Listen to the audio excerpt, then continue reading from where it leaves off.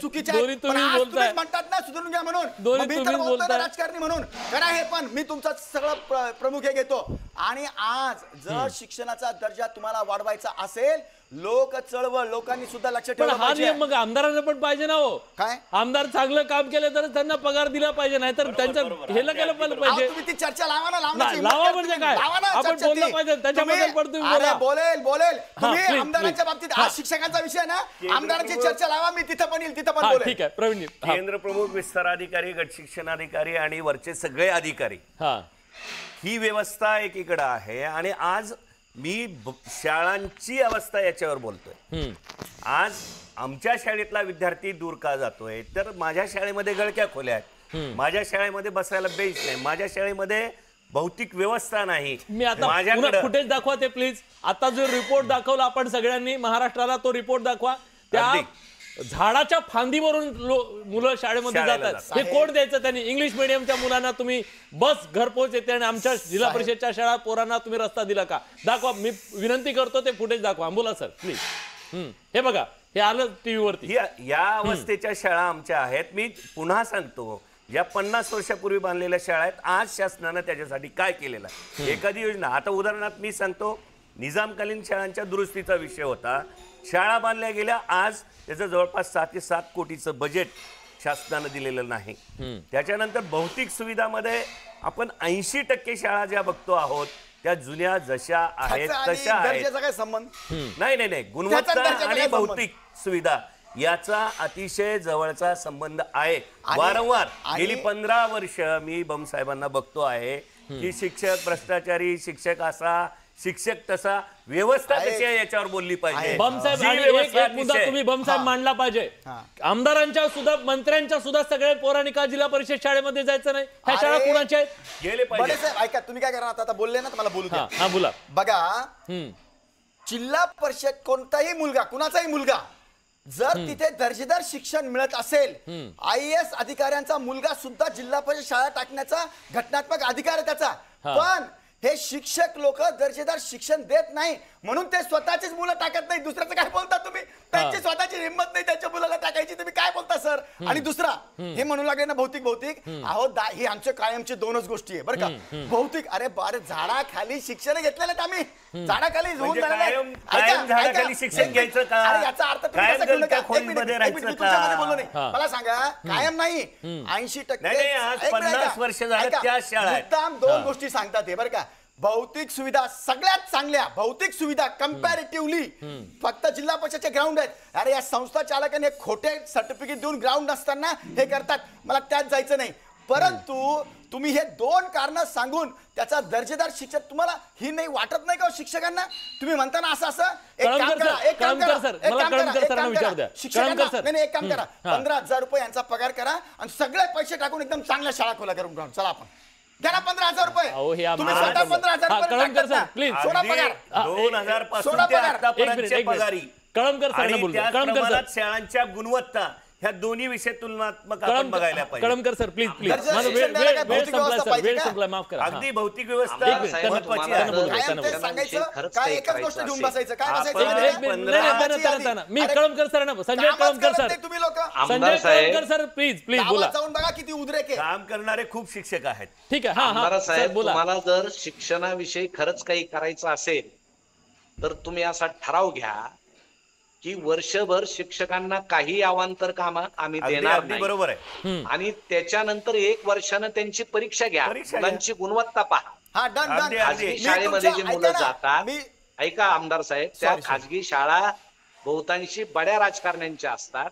सामाजिक प्रश्न इतका मोठा झालाय जिल्हा परिषदेच्या शाळांचा, शेतकऱ्यांची, उपेक्षितांची, गरिबांची मुलं तिथं शिकतात. आज अशी परिस्थिती आहे, पूर्वी पहिलीला 90 मुलं ऍडमिशन घ्यायची जिल्हा परिषदेच्या शाळेमध्ये आणि 10 मुलं डीजे समोर नाचायचे. आता तरुण मुलांचे लग्न नाहीत, आता 10 मुलं पहिलीला प्रवेश घेतात आणि 90 मुलं डीजे समोर नाचतात. इतके प्रचंड प्रश्न आहेत. तुम्ही त्याचा अभ्यास करून आपल्या शाळांचं भलं पाहिलं पाहिजे. ते सांगू लागलो, कायम तुम्ही जर शिक्षकांना दोष दिला, नावं ठेवले तर शाळांचं भलं होणार नाही.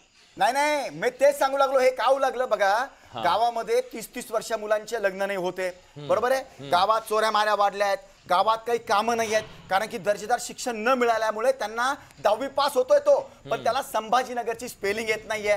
तो जर खाजगी शाळा वगैरे म्हणतात ना, यांची मुलं इंटरव्ह्यू मध्ये पास होतात, आमच्या गोरगरिबांची मुलं, यांनीच सांगितलं आता. अहो सर, तुम्ही हे डिक्लेअर करा ना की आम्ही आजपासून बाकीचे कामं करणार नाही. तुम्हाला कायद्याने काहीच अडचण नाहीये. माझी चॅलेंज आहे तुम्हाला, मी तुम्हाला साथ देईल. तुम्ही शिक्षण आणि 3 मूलभूत गोष्टी सोडून एक काम करायचं नाही. आणि तुम्ही काय साहेब माहिती काय करतात, 105 नावं देतात. साधं मागत नाही ते साधं मागत नाही. ते काय म्हणतात माहिती का, अर्जंट आहे, अति महत्वाचं आहे, तात्काळ आहे, तातडीचं आहे, हे सगळं दररोज सकाळी कोरडा हरवण्याच्या आधी मेसेज येतो व्हॉट्सअपला, आजचा मेसेज पाठवले का म्हणून. तुम्ही राज्याच्या दर्जाच्या बाबतीमध्ये हिनवणी करतायत, कारण हे तुम्ही खोटी साथ देता शिक्षकांना. याच्या करता या तुम्ही सांगितलं आता, हे ऍपवर पाठवतात, हे कधीही घेत नाही. अहो हजेरी घेणे हे काही काम झालं गावात? अरे कोणती कामं करतात वर्षातून 5दा सुद्धा नाही.